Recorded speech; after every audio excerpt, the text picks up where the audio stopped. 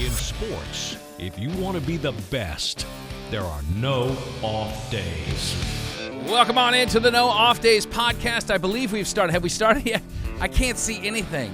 I've been wearing these glasses all week, and I'm waiting for the eclipse to finally be over so we could finally take off. All right. Is it all clear yet? I thought you had looked at the eclipse without glasses and burned your retinas, and those are what you're wearing now. I'm trying to think of other uses for these eclipse glasses, and I'm thinking, you could probably use these like in a meeting setting where you want to doze off a little bit. Yeah. Okay. Because those allow no light in, right? It'll black it out. Your wife is telling you to do something, and you just kind of sleeping on the couch. Yes, honey. Yeah. Anyway. Or you could just save them for the next eclipse in 21 years. 2045, and we are in the path of totality, my friend. That's what they tell us. Yeah. Are you going to Airbnb your place? I've already listed mine. Will we even be living here then? Yeah, won't we be living. We'll be on Mars then. Yeah. And bonus, Mars has 2 moons. So think about that. Oh. Double solar eclipse. Okay, nice. What would it be like if you were on the moon during an eclipse? Would you be able to tell? Would it be any different? We would be, I guess we would be, so we would be between Earth and the sun. So I guess we wouldn't really notice any you wouldn't benefit. even know. No. Now, when Earth gets between us and the sun, then we would be in shadow, and we would call that an eclipse. Okay, nice.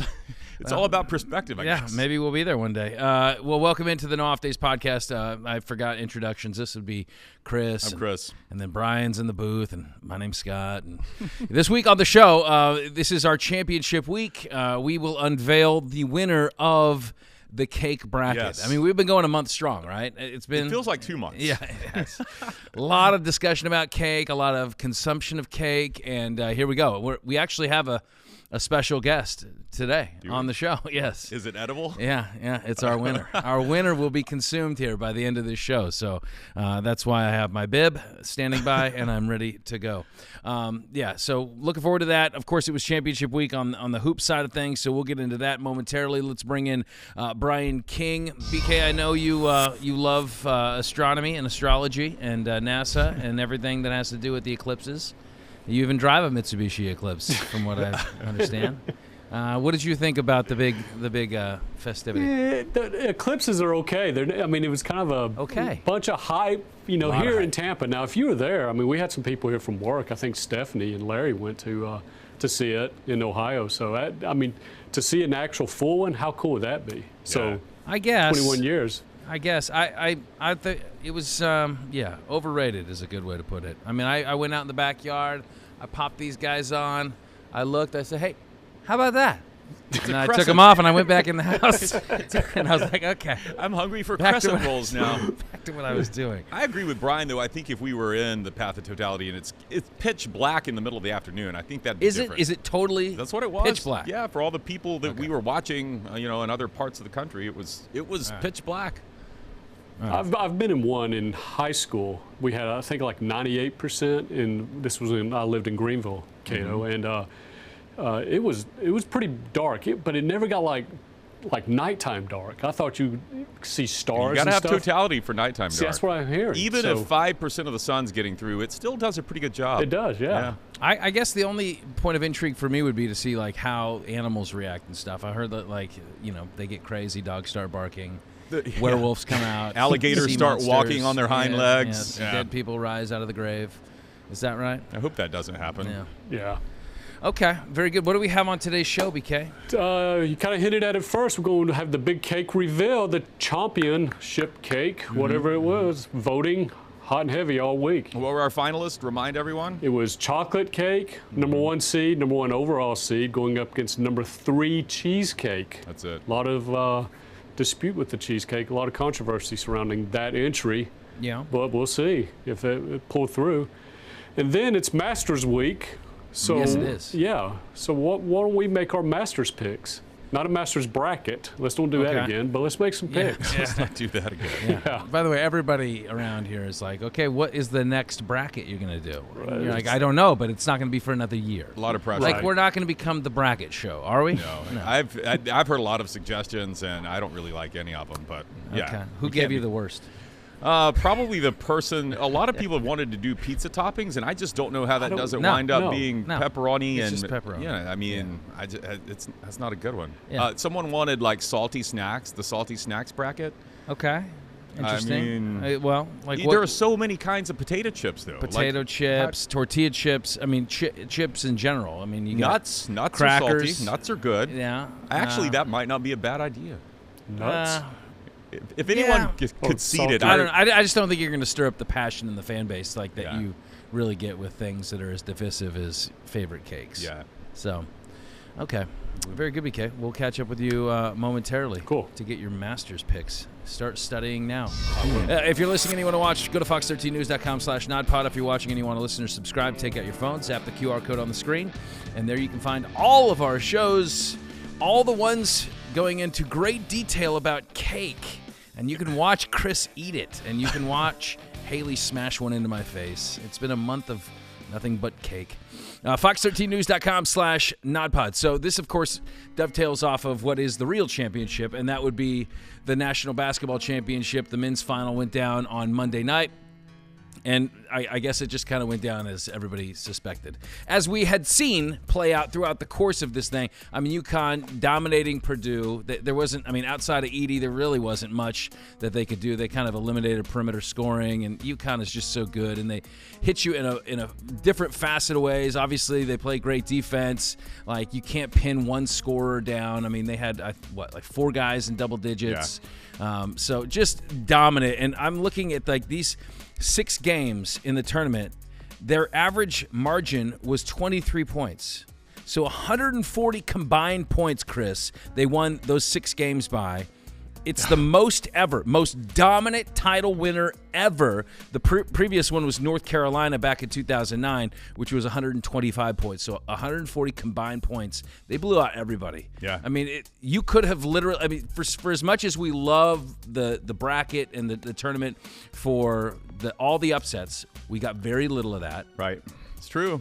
Which, does that make it kind of a little bit of a dud? It was a little bit of a dud. Anytime you have a team just as a fan that's that dominant, I mean, and you can go beyond that. Go back to last year's NCAA tournament. They didn't lose any of those games and won at least all of those at least by 13 points. I mean, a 2-year run. And the incredible thing is, this is a different UConn team than they had last year. The big guy, Donovan Clingan, he was a role player last year that came off the bench. Other than that, you've got transfers in from places like Rutgers and Loyola. And, you know, this is what's possible now in the portal era. When you have a good system, you bring these guys in, and you can win back-to-back for the first time since the Florida Gators did it back in 2006, 2007. UConn lost 5 of its top 8 scorers from the prior year's team. I mean, exceptional. It's a really a tip of the cap to what Dan Hurley did, the culture he has created, and you know, those guys that did stick around, the belief that they could do it again. And you know, I don't know, because when you replace that much talent, I think it's hard to believe that you can get back. It's so difficult to run that kind of to run the table as they did, and yet they did it with so many new characters in place. It's remarkable. I mean, it almost goes down as maybe the most impressive back-to-back all time. I mean, you have Billy Donovan's Gator team. North Carolina, were they in there too? Did they win back-to-backs? Duke did in like 91, 92, I think. But yeah, it doesn't happen often, and I think that's because it is the hardest tournament in the major sports to win, because if you lay one egg, you're out. But UConn didn't even come close to doing that. I think Alabama gave them the toughest game in the Sweet 16 just because it was a different style. Of course you'd mention that. Well, no, I think it was. I mean, you know, playing a – but you hold so Bama usually shoots 33s a game, 30 three-pointers a game. They held Bama to 23 attempts. They held Purdue, who has one of the best three-point shooting averages in the nation, to 7 three-point attempts. That just speaks to how their defense never stops. Yeah. They just roll guys off the bench and run guys off the three-point line. They're not given any open looks. Very impressive. Yeah, I mean, and even for the big 7'4" monster in the middle there for Purdue, I mean, he had like 37 points. 37. He was a big factor in the first half. He had 20+ points in the first half, but then it was irrelevant. I mean, nobody else could do anything. So it's like if you alone can't beat this team, but UConn, a true team, the Huskies winning the national championship in back-to-back years, and the question then quickly came about is, what's going to be the future for Hurley? Is he going to bounce? Is he going to leave? There's going to be offers. There's one job in particular that has opened up, and at this point has not yet been filled. he kind of extinguished a lot of that stuff on the court after the win, saying, look, they have taken care of us very well here at UConn. I mean, he gets a $1.8 million bonus for winning the national championship. He should. That's a healthy little bump. But he recently, I think it was June, signed a 6-year, $32 million deal. But he said basically, if we went anywhere, my wife would probably divorce me because she's a New Jersey girl. He can't she doesn't want to too get far away from the Garden State. Right. Yeah. So he kind of laughed it off, but I don't know. What do you think? He didn't completely. I will say he could have been more emphatic, right, about. So you're not totally buying it. Not completely buying it. Yeah. I just, Kentucky's got all the resources in the world, deep pockets. I mean, I think they're going to try to make him an offer he can't refuse. I just, as they should. Yeah, they should. I don't know. It comes down to, yes, you could keep doing this at UConn, but also if you look at the arms race that's major college sports now, Kentucky has an SEC football program that's bringing in $30-40 million in revenue that UConn's athletic department doesn't have. Yeah. So, facilities-wise, they're always going to be behind, and he's always going to have to be leaning on his boosters to try to make up for that gap, and that gap's just going to keep growing. So he could take care of his staff. He could take care of his NIL much better at a place like Kentucky. I don't know. Yeah, well, I mean, there's obviously the big news was that John Calipari was, I guess, mutual parting of ways. I think it was kind of one of those things that worked for both sides. He had a lifetime contract. Did you realize that? Yeah, I think Calipari had a lifetime contract, $8.5 million a year, and so he takes the Arkansas job.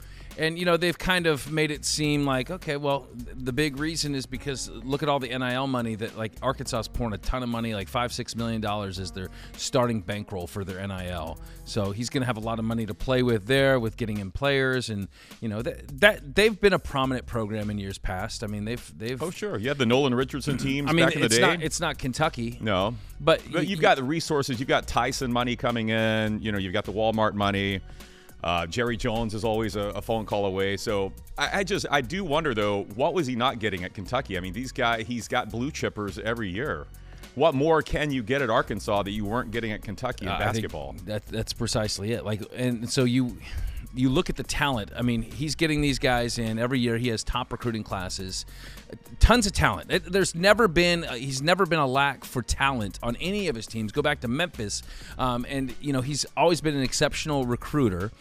He knows kind of the shaking hands, kissing babies angle of what it is in college sports now, and yet he has won one NCAA tournament game, Coach Cal, since 2019. I mean, when you're getting bumped by St. Peter's and by Oakland, that is not good. And yet he's a great coach. I mean, so what is it? What is that missing ingredient that a guy like Dan Hurley has developed there at UConn? I mean, everybody's got access to the transfer portal. I mean, I can't imagine that Kentucky doesn't have the NIL money to flaunt and get any of those guys from UConn. So, what is it? Is it a culture thing? Yeah. Is it a buy-in thing? What is it that Hurley's developing? Is it just simply X's and O's coaching? I mean, is he taking the talent he has and extracting every last bit of talent out of them where maybe Coach Cal leaves some on the floor? I mean, and I don't know. I don't know the answer to that, but I do know that he's always been big on, hey, we're going to get you here, and then we're going to get you onto the NBA. Yeah, look at the NBA So rosters. it's like we are just a pass-through, and I don't know. Maybe that's not the same message at UConn, and maybe that matters. Maybe the messaging is, no, hey, we want to win championships. We want to win back-to-back. We want to keep it going. And if Coach Cal's like, hey, we're just a stop. We'll do what we can in the 1 year, 2 years that you're here, and then you're off, and you're going to make a ton of money in the NBA. But now guys are making a ton of money in college. So, there is something missing there. But what wasn't missing was that video that emerged earlier this week when Coach Cal was – did you see this when he was walking his dog? Or pushing his dog? No, this is the weird thing. He's pushing a stroller, but there's – unless there was another dog in the stroller. Well, there was a dog in the stroller earlier, but I think the dog that we see later had gotten out of the stroller, which means it really didn't need the stroller. Why? Is there somebody else that could walk the dog? If the dog needs to get out that day, are you going to do it on the day that the big news breaks? Like, it's just so bizarre. Maybe this is his thing, where this is his moment of zen, pushing his dog stroller. And of course the media is going to be there in your neighborhood, but I loved just the moment of panic. When he realized there's a camera across the street, he starts reaching for his phone. Yeah, he doesn't know what to do with it. He's got a dog, like, pulled in one hand. He's got a stroll in the other. He's like, there's nothing I can do. He's got to know this is coming, though. Yeah, like, exactly. Yeah. Exactly. But, by the way, I don't know if you picked up on this, but I think his dog's name is Paul. Oh, no, I didn't pick up on that. He's like, come on, Paul. Is like that not the weirdest dog name ever? Has he had any player, Paul George? No. Did he play? No. Maybe it was a Pau Gasol. I don't know. That's interesting. I mean, maybe my ears deceive me, but I thought I heard him call his dog Paul. Maybe it's Polly. And which, look, that's not going to fly in Arkansas. Well, Fayetteville, you ain't naming your dog Paul. You're not pushing it in a stroller either. No, you can't do that. Your dog probably doesn't have a leash. Like, it's just already trained to. My goodness. Run off. It would run off the media in Arkansas. Your dog would be going after. Well, you know what? He's going to find success there with the Hogs. I'm sure of it. They're going to be fine. Yeah, I think he will. I've heard people say he's kind of washed and like he doesn't. But I think he's going to be a chip on shoulder guy now. He's going to be out to prove something. I mean, something to prove, and he's going to be able to look. He's going to pull in a lot of these guys. I mean, Kentucky's probably going to lose a lot of. I mean, there's one here in Tampa, in particular, in Carter Knox, that he has decommitted from Kentucky, and who's to say he doesn't end up at Arkansas? Yeah. Who's to say he doesn't end up at USF either? Because that was second on his list. But so there's. He's a talented coach. They're going to be great. Sometimes it's just like fresh blood, fresh scenery, and then I'm sure Kentucky's going to be fine, whoever they end up getting, if that's Hurley or anybody else. But congrats to the UConn Huskies, back-to-back national champs. Coming up on the other side, we're going to dive into a little bit of baseball. We're a couple weeks now into the season, and there's one theme that has emerged, one that Justin Verlander has referred to as a pandemic. That is next on the No Off Days podcast.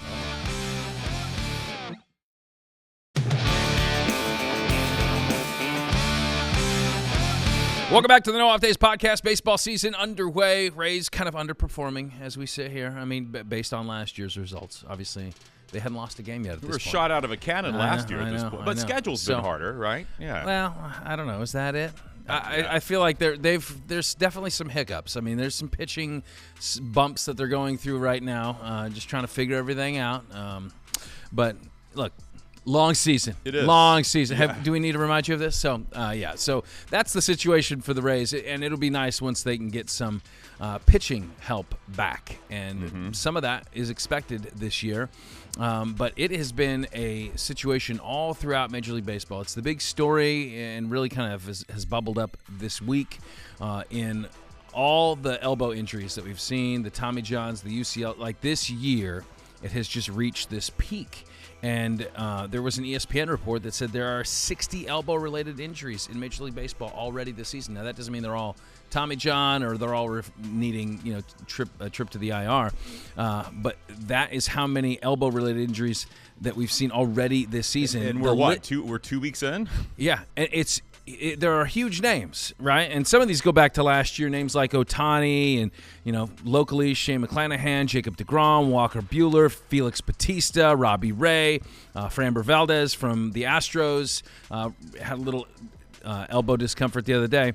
And so it has kind of kicked off a little bit of a spat, a little feud between Major League Baseball and Major League Baseball Players Association, where the Players Association is saying, yeah, there is a problem. And part of that problem is this pitch clock.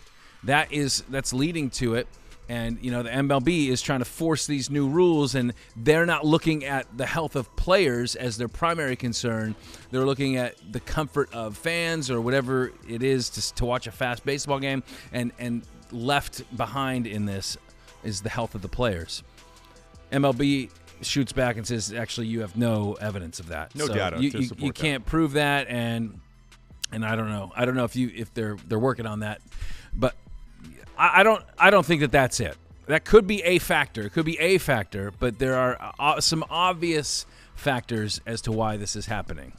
And a lot of the big name pitchers in our game nowadays, in the game of baseball nowadays, Justin Verlander, Garrett Cole, they have spoken out this week, and I think they have given some kind of insightful commentary into what is going on with all these elbow injuries. And, I think it comes down to velocity. I mean, that's really what's going on. It's the velocity on these pitches that, to be able to hang in today's game, you need max velo, you need, spin rate that's off the charts, like all these things that are putting so much more pressure on these pitchers' arms that even like the Tommy John surgeries that they have now, like the shelf life on these things is only like 3 to 5 years. Like, it's surprisingly ineffective. It used to be great. It used to be like you have Tommy John, you're good. Your elbow's going to be even stronger when you come back. Even stronger. Yeah. It's not the case anymore. So it's like, where do we go from here? How do we fix it? Verlander referred to it as a pandemic. I don't know. Is that a little? Is he overreaching? Did he grab the wrong word there, or do you agree with him? Will they start offering people shots in their elbow? I hope not. They're getting something in their elbow. Well, yeah. I liked I found his interview very insightful. And I also thought it was odd that first place I saw it was posted on MLB.com. But I hadn't really thought about that. The way that it's emphasized now. He's talking about the lost art of pitching versus throwing hard, velocity, and cutting it, and how kind of the analytics you mentioned earlier played into that, where teams aren't incentivized anymore to take a pitcher deep into a lineup. You're out third time through. You're out third time through. So they want you to bring the heat. Yep. And he mentioned too the fact that the baseball itself changed back in 2016. Guys started hitting guys that didn't hit home runs often started hitting out of the park, opposite field, and so he said personally he changed his approach to more of, I'm not going to try to place the ball and get weak contact anymore. I can't afford to give up contact. I'm just going to have to make guys swing and miss. So you're talking about more velocity. And, the human arm, I guess, is not made to throw upper 90s all the time and put cut on it. It's just – and so his point was we need to rethink the way we teach pitching, the way we incentivize teams to pitch. Like, go back 10, 20 years ago, you want a guy that could go 7 innings, 8 innings deeper into a lineup. He's not throwing upper 90s all the time. He's throwing some breaking stuff. He's mixing in pitches, and there's not as much pressure on those sensitive joints and all that tissue in there. Yeah, he mentioned that, like, you don't see pitchers nowadays that are like pitch to contact. Like that was, throw into spots, throw low and away, and if a dead ball hitter is going to hit weak contact, like pitchers don't look for that. It's all swing and miss stuff now because the hitters are that much better. The ball flies that much further. I heard this interview of a surgeon that has done these. He may be one of the preeminent surgeons in Major League Baseball when it comes to Tommy Johns. And he says that he can almost, it's at the point now where he can almost tell what kind of pitch this pitcher throws by the way the ligament is torn. Whoa. So, like, if he's a slider, sweeper, like, cutters, like, he can almost tell now. So it's crazy. The real impact, though, I think, is how it trickles down. And Verlander spoke to this point, is that the game at the top changes the game down below. Everybody, if you want to get to Major League Baseball, you're going to have to start employing things in lower levels to get there. I mean, my boy he's a 10-year-old, and he plays Little League, and I think that there are even things that I see here and there. Obviously, it's not nearly as extreme, but there are things there that are very prevalent in terms of pitching coaches, and, they try to do a good job of pitch count and all that kind of stuff, but stuff that, like, when I played Little League, like, this was not a thing. It was not a thing. And so... But you are concerned with, like, high schoolers that are now going to have their first Tommy John. It's more affected in the college game too. So there's a trickle down of this, and it's like, how do you get this toothpaste back in the tube? And I don't think anybody has an answer. I mean, that's even Garrett Cole was saying that you have to meet the demands, like, and that's part of the issue. It's like, we can't sit here and be like, okay, you can throw 100 miles an hour, but for the long-term health of your arm, we don't want you to. Keep it in the low 90s. Yeah. No. Because then some young guy is going to come along and take your job anyway. Right. Yeah. And you're always 1 year away from, money that could, protect you for life and generational money. So, I mean, there's so many demands on the athlete that it's like, what can you do? Is it an equipment issue? Is it can you do something to the mound, something to the baseball, that would limit, the amount of damage? It's much like in the NFL, it's like you have this issue of concussions, right? Like you can't really slow people down, but you can penalize certain hits, like the hip drop. Oh yes, your favorite. Let's not do that you can like disincentivize portions of the game with rules, and then you could also change equipment. Like the helmets and all that is, it's fantastic. A lot of these things are I think, helping people prevent concussions and subconcussive hits. But like in baseball, is there an answer to that? Like if you had a lighter baseball, a heavier baseball, if it was made of something different, if the pitch on the, if the mound wasn't as high, or if it was, all these things. I don't know. What do you think about Verlander's suggestion of, he said he and Max Scherzer were talking about this, incentivizing a team to pitch a pitcher deeper into a game by taking away the DH if they don't meet their certain, like if this pitcher doesn't pitch through 3 batters, then the pitcher's team loses your DH for the rest of the game. It's an interesting concept. I mean, the problem is that like who is going to carry that mantle forward? Like who is going? Like it doesn't really benefit teams. But if it's if it's a labor issue, like if MLBPA is behind it, but everything is going to be a discussion. It's not just like let's force it through. Like the people that want that are guys like Verlander and Scherzer, guys that are going to be long starters, But in today's game, I mean, look at like the Rays like lineup of pitchers. Oh, you get a new pitcher every 2 innings. Yeah, I mean, they invented the bullpen. The bullpen days. Right. So. And it doesn't necessarily benefit teams either, like to have your pitcher go deeper into games. I mean, if they're doing great, yes.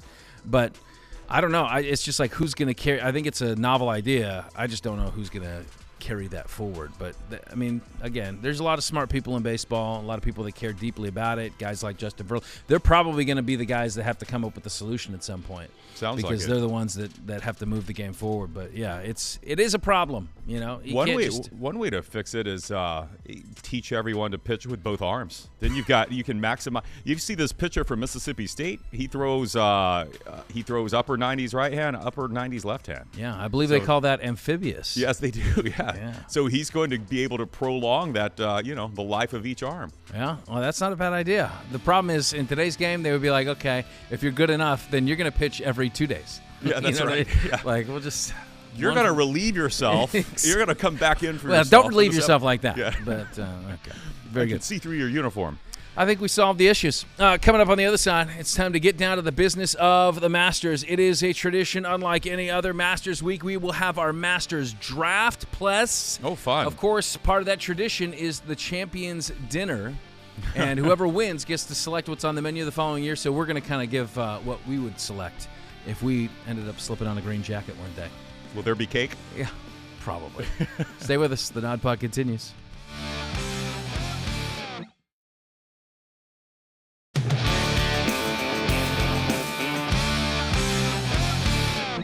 Welcome back. You are looking at the 13th green here at Amen Corner. It's Masters Week. It's going to be odd without Nats. Is he? He's not on the call this year? Is he? I don't know. Well, I know he was done with the NCAA tournament. Did I just fire him? I don't know. Brian, is Jim Nantz not doing the Masters this week? Is it Ian Eagle? No, it's not. I don't think it's Ian. But I know it's Vern's last Masters. Oh, that's it. Okay. Yeah, let me check. I'll check and I'll get back to you. All right. Anyway. I'm sorry about that. Yes. Okay. Back to work. Yes. So we are looking forward to the Masters this week, the first major of the year. Past Masters champ. He was a back-to-back champ, in fact. Nick Faldo, recently critical of defending champ Jon Rahm because Rahm he's been winless since jumping to the LIV. By the way, he made a ton of money to go over there, like they all do. Yeah. But even Rahm kind of admitted, like, hey, I missed the opportunity to defend the wins I had. He won at Riviera, La Quinta, and then Kapalua last year. And so he didn't get an opportunity to defend those, but now he comes back to Augusta, and he gets to play, and he's going to try to defend it. And so Faldo's like, yeah, I kind of hope he doesn't win. And part of that is I think he's maybe a little jaded by the live money, but I think it's also because he is one of only 3. He said he referred to them as the little club of 3 that have won back-to-back Masters, and that would be himself, Woods, and Nicklaus. So pretty good club. Yeah, not too bad, not too shabby. So he doesn't want Rahm to join that club. Yeah, he wants to. Yeah, the guy that he's a traitor, right? No, he didn't call him that. But Faldo also critical of Bubba Watson. But why? Because of Watson's choice of Champions Dinner. So he Faldo, he's not one to hold back, right? He shares his opinion.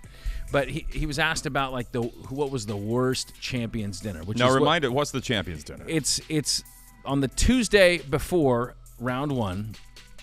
The previous year's winner gets to select a menu, whatever he wants. They have this Champions Dinner, and everybody gathers, and so everybody gets to kind of have your favorite meal, basically.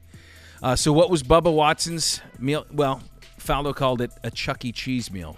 He said it was a little hamburger with little corn, little ice cream. He said, I think we had a milkshake, too, instead of Chianti. So it was kind of like a kid's dinner, which, I mean, come on. Like, I love Chuck E. Cheese pizza.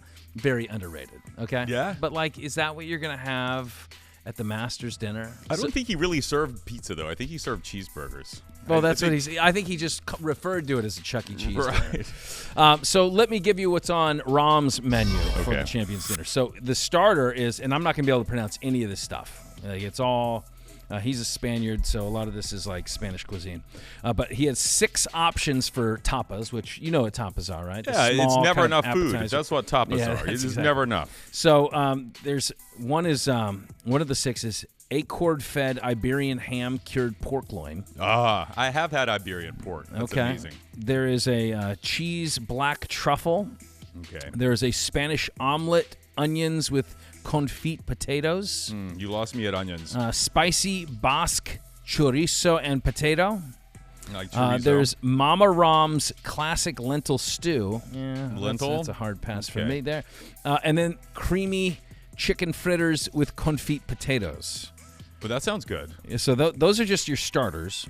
Your salad, so I think it's like a salad soup, whatever. This is it's a Basque. Yeah, the Basque region Basque of Spain. crab salad and potato salad. All right. It's called the ensalada de Tezuaro.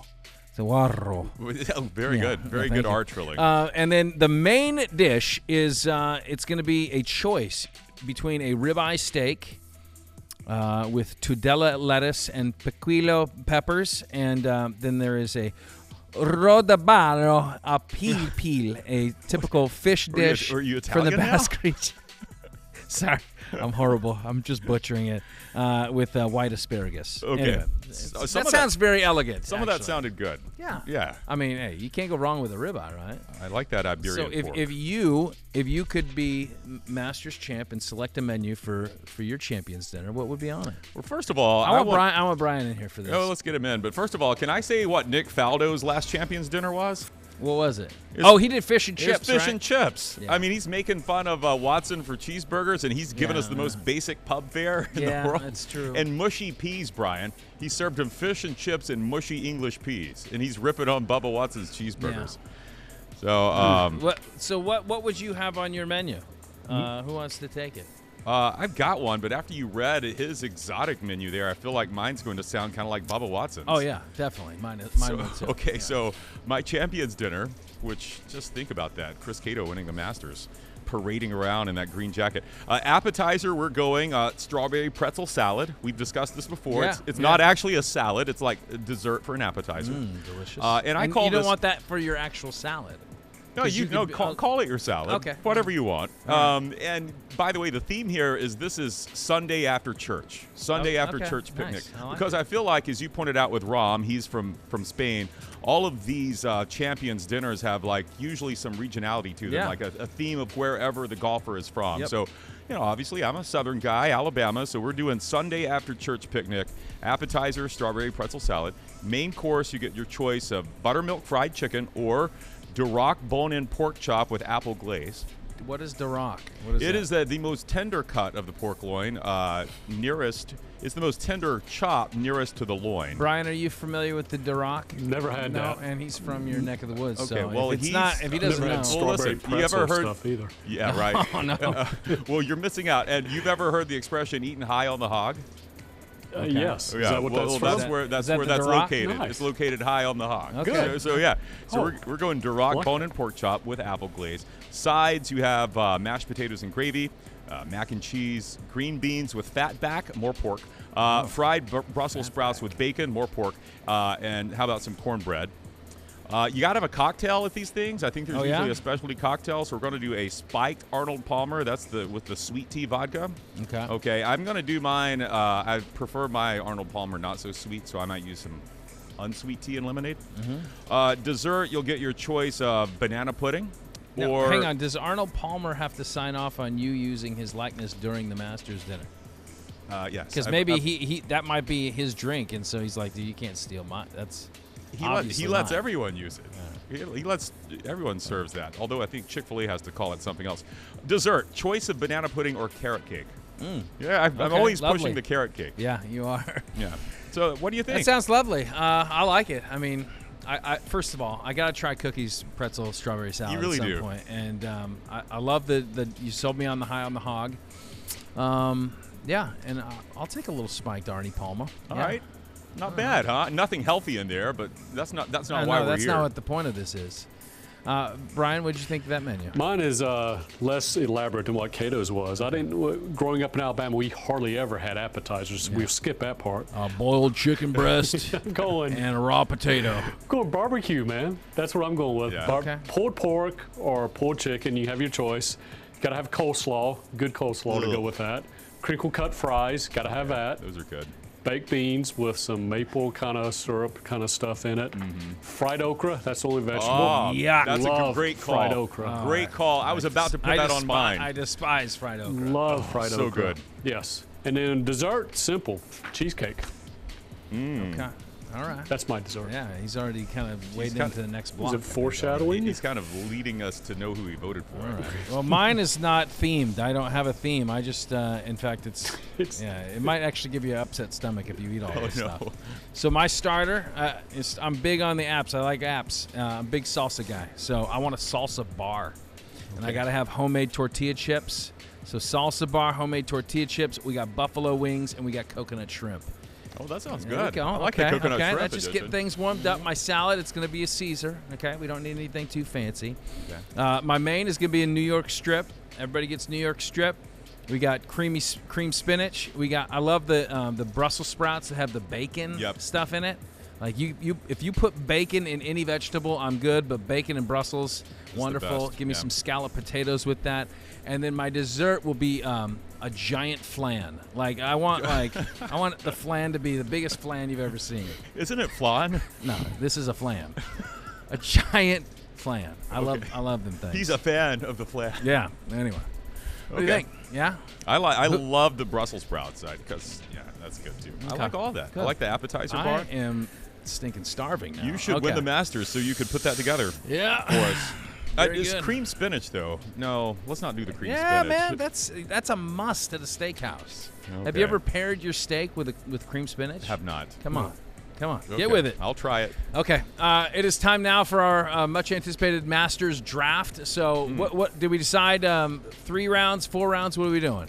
Let's do 4. You want to do 4 rounds? Okay. We might need to be a little quick with it. Yeah. We'll go 3 favorites, and then we're going to do a snake draft. And then the last round is dark horse, and our dark horse is based on the betting odds right now. So it has to be someone outside of, I don't even know how to refer to this, plus 10,000. Right. Okay. So we all have access to this list, and we'll kind of explain it for the viewer listener as we go along. But we need to decide who goes first because it is a draft overall, and a draft. Where you draft matters. It does. That's what I've heard. We have Director Chris. Hi, Director Chris. There he is. Okay, he has a number. He picked a number between 1 and 20. Right? Was that the? That was it. That was what we said. And then we all have to pick, and whoever's closest goes first, second, third. Got it? Okay. Age before beauty. BK, you're on the clock. Wow. What number do you want? I'll go with my daughter's softball number and her age, 18. 18. Okay. I'm thinking of what Chris would think of. He's a crooked number guy. I'm going 5. Okay. Let's see. I got to bridge the gap. I'm going to go. Don't prices right us. Well, I don't think it's. We didn't set the rules. We should have done that. You can't go over. Yeah. Okay, let me go right in the middle. Let me go 11. 11. All right. Let's reveal it. Let's see. Ooh. 5. 17. Oh, that would be. So now it's Brian King. Yes. But Brian went over. So you're last. But it's a snake draft. So I'm always going to be stuck in the middle. And you guys will rotate. Okay, very good. All right, so pull up your list of Masters contestants. Okay. I texted it to you this afternoon, so you should have that handy. It's been a long time texting this. Yeah, very long. A lot of typing. All right. Okay. So, all right. With the very first pick in this year's Masters draft, Brian King will select. I will go with a golfer who's making his 9th Masters appearance. His best finish was back in 2020 when he finished 4th. He's a 2-time major winner. This Sunday, Justin Thomas will be putting on the green jacket. You only selected him because he's a Crimson Tide boy. No, I followed him Saturday at Valspar, and it was the worst round. He hasn't played great in quite a while. He got it all out of his system, Cato. Oh, you think so? Okay. Oh, yeah. He played pretty good at Valspar, no? Well, not that Saturday. I almost wanted my money back after that. All right. That walk. Okay. Let's go faster, though. Okay. We're going to go faster. All right. Hey, easy. I only want to eat cake. Okay. Well, I mean, I'm struggling here. I was expecting to go last. You were going to get Justin Thomas, huh? No. I think with my first pick, I'm going to go Xander Schauffele. Okay. Just took my second pick. All right. If you guys are really going to leave me Scotty Scheffler, I'm taking Scotty Scheffler. That's on you. So I'm going Scheffler. That's fine. Okay. Okay. Now no, you get to pick again. Oh yeah. Oh, this is going to work out well for me. Yeah. So I would have gone Schauffele. I'm going to go Hideki Matsuyama. He's been on fire this year. And he won, didn't he? Win a couple years ago. He won in 21. Yeah. Hasn't missed a Masters cut since 2014. Give me Hideki, my second. Okay. All right. For my second, I am going to go with.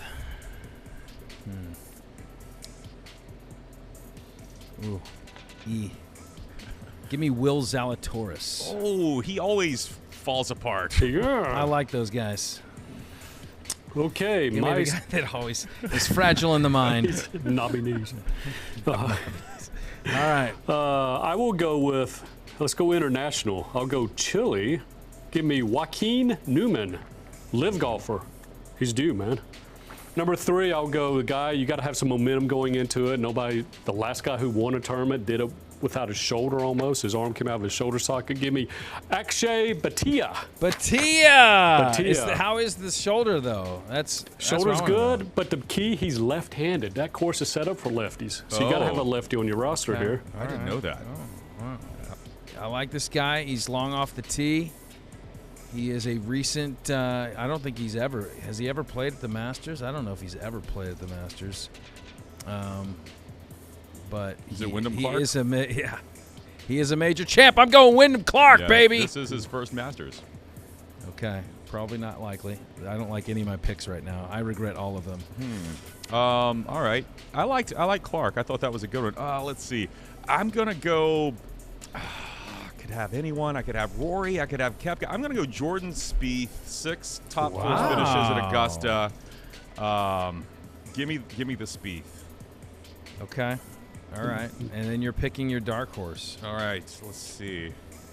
Again, just a reminder for everybody, dark horse has to be below plus 10,000.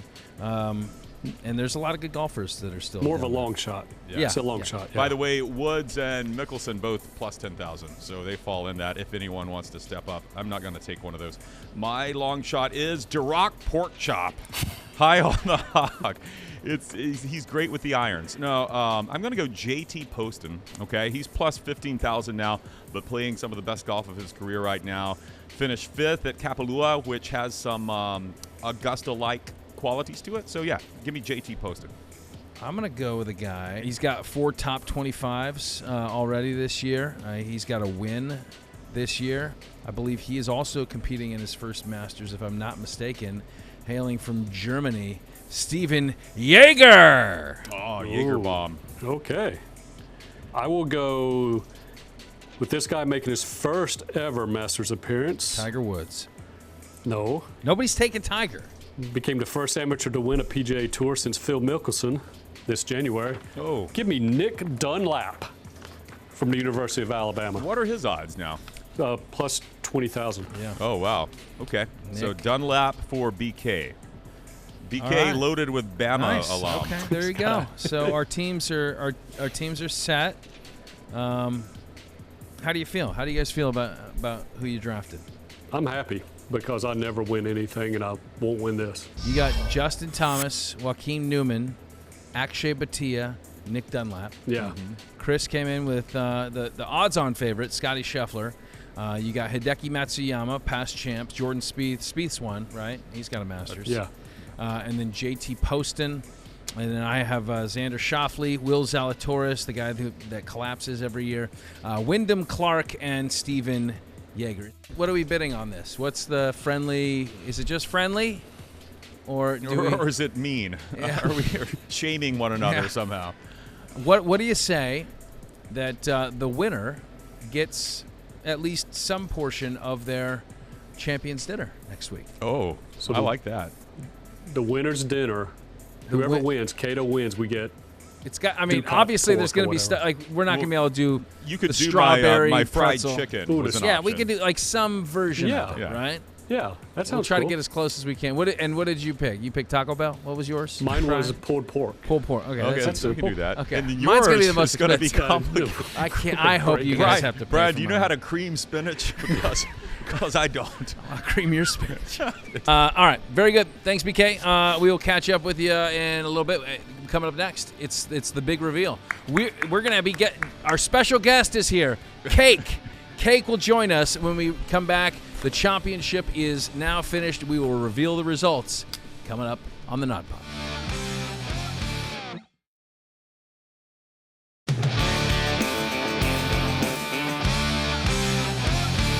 We have come to this. This is the final moment where we reveal what is inside that cake, Chris. I may cry. I mean, look at this thing. First of all, it is a thing of beauty. This cake, if you are listening to the podcast, you need to watch this episode. And our Cheryl Brisky that works at Fox 13 made this cake. She's a talented cake artist, baker. I don't know what the name is, but this is just, it's our logo. It's the No Off Days logo on the cake. It's a white cake. So it presents, we don't know what's on the inside. But let me set it up.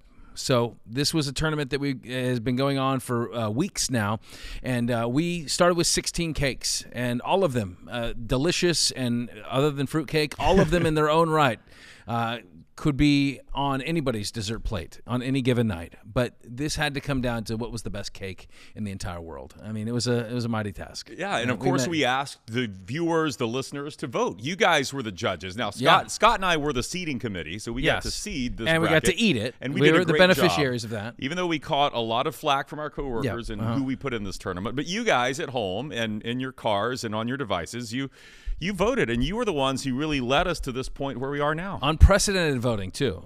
And you had to engage every week because we would narrow the field, and then you'd have to come back and vote again. And you did that. And so we are very appreciative. It's been the talk of our TV station here. Everybody's excited. They're excited for this moment. Everybody wants to know. Ice Cube asked us about it last week. Several people. I feel like there was other guests that weighed in on their favorite cakes. So we finally reached the mountaintop moment. So without further ado, what we're going to do is we're going to cut into this cake and reveal who the winner is. The championship round was between chocolate cake and cheesecake. Right. Chocolate was a 1 seed, heavy one favorite. Seed, dominant. Cheesecake was a 3 seed, Yep. and really went on a magical run. And everyone's wondering, the very strong following cheesecake has. Could they pull this off? Yeah, for sure. I mean, they had to get to this point just to get through the Final Four. I mean, chocolate went against carrot cake, which you have made no bones about it. Like that is, I wanted carrot in that's there. your favorite. I did. Yeah, you wanted carrot. On the other side, it was cheesecake Cheese against beat coffee and strawberry. Yes. I mean, those are both really solid. Absolutely. So and at the very end they had to make it through red velvet. And so they did that, and they made it to the championship round. So I believe it's time to unveil the winner. Do you want the honors? Your name is on the cake. I think the time has come. I'm sick of talking about it. Now it's time to get into it. Let's cut this cake, my friend. The knife is yours. All right. What is on the? This is like a gender reveal party. Here we go. I can't wait to see if it's chocolate or cheesecake in there. Okay. Here we go. We're gonna do this for the cameras. Camera needs to see. You got This it. is the moment we've been waiting for. Who is the winner of the 2024 it feels nodpod cake bracket? Is He's cutting at an odd angle. He's in there. Now we have to. Would you like this? is that what There's a little trowel for you. It's chocolate cake is the winner. Chocolate cake. We got buttercream frosting on the inside, and this is chocolate cake, baby. Here you go. You want the first slice? That thing's beautiful. Yes, I do. It has my name on it, so I've yes, always please take. wanted to. Please take and eat. I will. Oh, this is beautiful. So let's give the results here. We got chocolate cake winning 55% of the vote to 45% cheesecake. So that was pretty this close. This was probably their closest finish, right? I think so. Yeah. Yeah. I love the fact. I mean, again, our Cheryl Brisky, one of our favorite coworkers, made this. She's a talented baker, and I love that she kind of disguised the chocolate cake with the icing. Which, let me taste it. Who knows what this icing is? This could be the best icing ever. I'm told it's buttercream. Can I eat now? Sorry. Go for it. Eat now. Okay. All right. So well, I you're will cutting. try. Okay. This is it's a beautiful cake. Yeah. Is that? My goodness! Is it ever buttercream? Oh wow! Championship. I got to say, championship level. Hey, I need a fork, buddy. I need a fork. Yeah, here we go. Okay. We had championship level baking here. Cheryl Brisky is so talented. Knocked it out of the park. You know, we had that other chocolate cake on last week. This is like 5 times better than that. Really? Yeah. Here we go. Is she selling her cakes? How can people get a hold of? She told me not to advertise. What she does. Too late. Yeah. She's very talented though. Oh. What do you think? I mean, can we just get one shining moment playing in the background right now? Is this championship worthy? I think it is. This cake gets to cut down the net. I mean, chocolate cake. It ran the table. It was it mirrored the success of UConn. It did. It dominated. Although I think Cheesecake gave a better finals performance than Purdue, probably. Yeah. Maybe? Well, yes. There was no Zach Edey on cheesecake. Oh, this is dynamite. You know, yes, and this is eye-opening to have the buttercream frosting on the chocolate cake. Like I love that twist she put on it. You know, one of the things we said off the top though was, it doesn't matter what kind of, like we did chocolate on chocolate, right? Or if you wanted the yellow cake with the chocolate frosting, it's all considered chocolate. We all know what chocolate is, yeah. But this is something I wasn't even anticipating. This is chocolate cake with a white buttercream frosting. Still chocolate cake and delicious. But a better chocolate cake. This is so good. Yeah. Oh, all right. Well, I don't know. What do we do now? I think this was a success. Is there a way to get more cake next week? We're going to be so sad next week when we're not eating cake. All right. But again, as we've said, it's getting into beach season here, so we probably do need to calm down on the cake eating a little. Well, it's a beautiful cake. It was a fun tournament. I'm glad you guys all participated with us, and you selected the cake champion of the world, and that would be chocolate cake, as we kind of predicted off the top. So congrats to our winner. Much thanks to everybody that's joined us on this journey.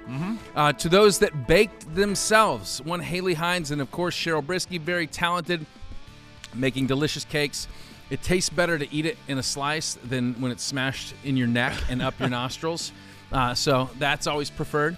But it's been fun, and so I'm glad we got to do another bracket, and we'll have to start taking ideas for next year. I know people have already started throwing stuff out what we should do next year for the bracket challenge. But maybe something that is better for our health. I don't know. Yeah. Best salads. Yeah. Now let's just you get a strawberry. Let's do cookies next year. Okay. Sold. Very good. Much thanks to our nodpod crew this week. We got Chris. We got Sean on the jib. We got BK in the booth. We got Chris. I'm Scott. Until the next time we are on, there are no off days. That is so good. The cake is baked.